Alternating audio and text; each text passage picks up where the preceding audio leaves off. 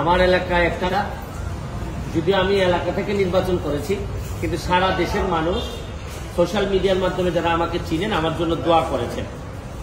তা আমার ইচ্ছা ছিল যে এমপি হইলে যেসব জিনিসগুলো আসলে প্রকাশ পাইলে জাতির ভালো হয়, দেশের ভালো হয়, এগুলো আমি প্রকাশ করি। আমি এরই ধারাবাহিকতায় আমি যে কাজটা করেছি এটা হচ্ছে কি, এমপি হওয়ার পর জননেত্রী শেখ হাসিনার যে সরকার, এই সরকার আমাকে যা যা দিয়েছেন আমি এগুলা প্রকাশ করেছি। আমি আগে নিজে আমি কখনো জানতাম না যে এমপিরা কত সম্মানী পান। আমি মনে করি এটা লুকানোর কিছু নাই, এটা বললে স্বচ্ছতা হয়। এটা আমি আমার বেতনের কথা বলেছি, আমি কত টাকা বরাদ্দ পেয়েছি। বরাদ্দ মানে হচ্ছে গিয়ে ওনারা বলছেন যে নগদ টাকা, আসলে বরাদ্দ তো এইটা চিন্তায় আসে কিভাবে যে এমপি নগদ টাকা পাবে। নগদ টাকার তো কোনো বিষয়ই না, আমরা তো ট্রাস্টি মাত্র, আমরা মানুষের সম্পদের ট্রাস্টি, আমাদেরকে মাধ্যমে বন্টন করা হবে। আমরা এই সম্পদের কোনো মালিকও না। ব্যাংকের যেভাবে ব্যাংক কর্মকর্তা যেভাবে আমার টাকা জমা নেন আবার আমার টাকা ফেরত দেন, কিন্তু ওনার হাত দিয়েই যায়, কিন্তু এই টাকার মালিক তো উনি না, উনি হচ্ছেন গিয়ে ট্রাস্টি। একই রকম আমি এমপি হিসাবে আমি ট্রাস্টি মনে করি। আর স্বচ্ছতার বিষয়ে আমি বলছি যে এত এত টাকা পেয়েছি। কিন্তু এইটা বিরোধী দলের চিফ হুইপ এই আমাদের এই চুন্নু সাহেব, মুজিবুল হক চুন্নু সাহেব, উনি স্পিকারের কাছে, আমাদের মাননীয় স্পিকারের কাছে উনি বিচার দিলেন। তো যেহেতু পয়েন্ট অফ অর্ডারে উনি বলেছেন, আমি উত্তর দেওয়ার সুযোগ পাই নাই। আমার প্রশ্ন হচ্ছে কি, উনি বিরোধিতা করবেন সরকারি দলের, কিন্তু উনি বিরোধিতা শুরু করছেন স্বতন্ত্র প্রার্থীর। এবং কি বিষয়ে বিরোধিতা, উনি তো আরো খুশি হওয়ার কথা যে আমরা আমাদের হিসাব দেওয়া শুরু করছি। আমার জানেন কালকে আমার এত দুঃখ হয়েছে তারাইল করিমগঞ্জের মানুষের জন্য, যাদের কাছ থেকে উনি এমপি হয়ে আসছেন, যে এই তারাইল করিমগঞ্জের মানুষের কি কোনো অধিকার নাই যে এই চুন্নু সাহেব এমপি হিসাবে কত টাকা বরাদ্দ পান এটা জানার। মানে ওনার বক্তব্য ছিল যে কোনোভাবে যেন আমি ফেসবুকে না জানাই যে কে কত টাকা পায়।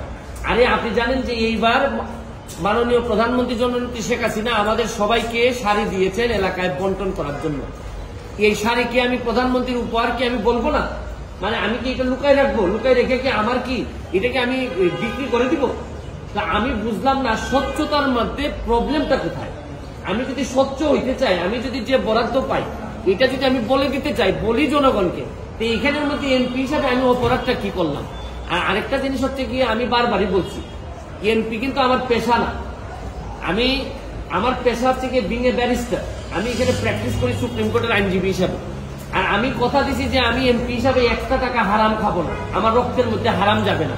সুতরাং রাষ্ট্রের টাকা, জননেত্রী শেখ হাসিনার সরকারের টাকা, এটা যে টাকা আসবে এটা আমি সবার সামনে তুলে ধরবো। এখন আমার কেন জানি মনে হইতেছে যে মুজিবুল হক চুন্নু সাহেবের হয়তো আমি বলে দেওয়াতে সমস্যা হচ্ছে, যে উনার মনে হয় রাজনীতি করাটাই পেশা। এটা থেকে উনি সবকিছু নির্বাহ করেন কিনা আমার জানা নাই, কারণ উনার আলাদা কোনো পেশা থাকলে এটা নিয়ে উনি কোনো চিন্তা করতেন না। তবে কালকে উনি একটা বুদ্ধি করে কাজ করছেন, বাকি সব এমপিরা ওনার দলে টানার চেষ্টা করছেন যে 349 জন এমপির নাকি বদনাম হচ্ছে। আরে কি আশ্চর্য কারবার! একটা মানুষ এমপি হওয়ার পর তার বরাদ্দ সে বলবে না যে আপনার জনগণের এই বরাদ্দ আসছে, আপনারা আপনারটা ভাগ করে নেবেন। এটার বলার মধ্যে শুনেন, এই মুজিবুল হক চুন্নু সাহেব সম্ভবত এই প্রথম বঙ্গবন্ধুর একজন আদর্শের সৈনিকের মুখোমুখি হয়েছেন।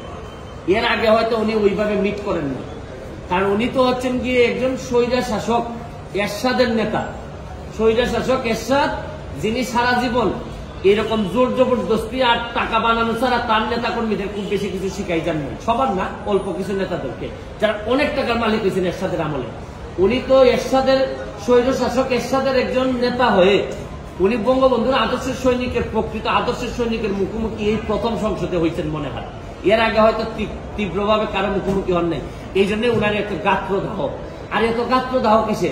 আরে ভাই আমার টাকা এটা। আর আরেকটা বিষয়, আমি যে আমার এলাকায় বলছি যে আমি 29 কোটি টাকা পাইছি বরাদ্দ, আমি কি কোনো কথা মিথ্যা বলছি?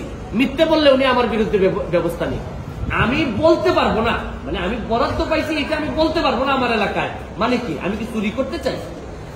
মানে বিষয়টা যদি হইতো যে আমি এই টাকা পাই না, আমার 25 কোটি টাকা দেওয়া হয়েছে রাস্তা বানানোর জন্য, এটা আমার বরাদ্দ, আমি বলে দিব কোথায় কোথায় রাস্তা হবে।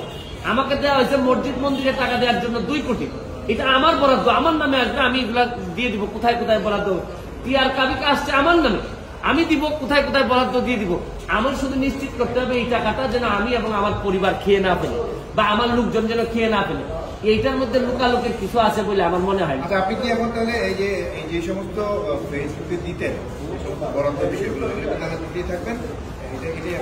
এটা ওই যে ওই আপনার চুন্নু সাহেব, আমি আপনার একটা কথা বলি, এর চেয়ে বড় বড় সাহেবদের সাথে আমার দেখা হয়েছে, তাও আমার চরিত্র বদলায় না।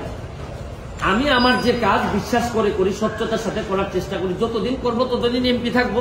এটাকে আমার বাপের পোস্ট নাকি যে সারা জীবন থাকা লাগবে এখানে? আমার যদি যোগ্যতা না থাকে, আমার চেয়ে ভালো লোক যদি আসে এমপি হবে। কিন্তু আমি যতদিন আছি ততদিন যেটা সাধারণ মানুষের, আমি চুন্নু সাহেবের কথায় আমি এমপি হইনি।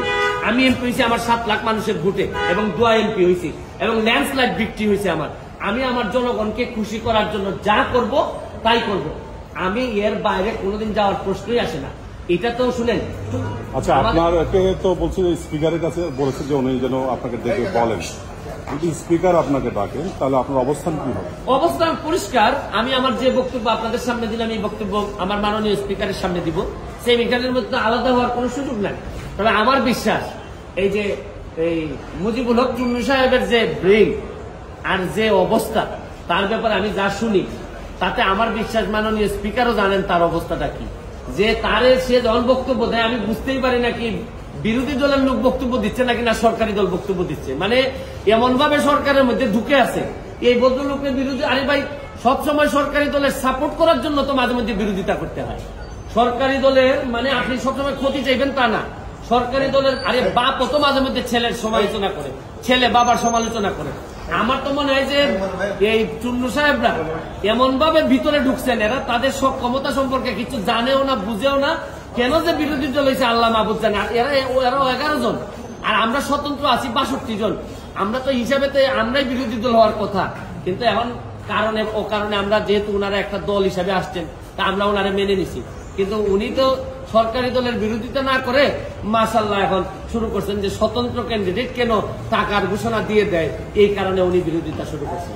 আমার এখন তার এলাকার করিমগঞ্জবাসীর জন্য আল্লাহর কাছে দোয়া করা ছাড়া আপাতত আর কোনো পথ নেই।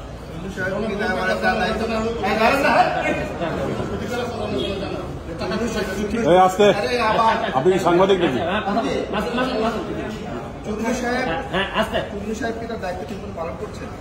আমি তো উনার দায়িত্ব কিভাবে পালন করছেন আমি জানি না। আপনাদেরকে একটা নমুনা দিলাম। উনার দায়িত্ব ছিল হচ্ছে বিরোধী দল হবে, সরকারের সমালোচনা করবে, সরকার যেন সঠিকভাবে চলতে পারে, দেশে যেন দুর্নীতি মুক্ত হয়, এইগুলার জন্য উনি প্রতিবাদ করবে। এটাই বিরোধী দলের দায়িত্ব বলে জানি। বিরোধী দলের দায়িত্ব যে স্বতন্ত্র, যে একটু ভালো কাজ করতে চায়, সৎ হইতে চায়, তারা যে চাপটি মারিয়া ধরে সংসদ থেকে বের করে দেওয়ার প্ল্যান করছেন, এইটা তো আমার জানা ছিল না। আমার মনে হয় না এটা কোনো পৃথিবীর কোনো জায়গায় বিরোধী দলের দায়িত্ব এটা হইতে পারে। আমার এটা জানা। Thank you. প্রথম কি বলছেন? Thank you.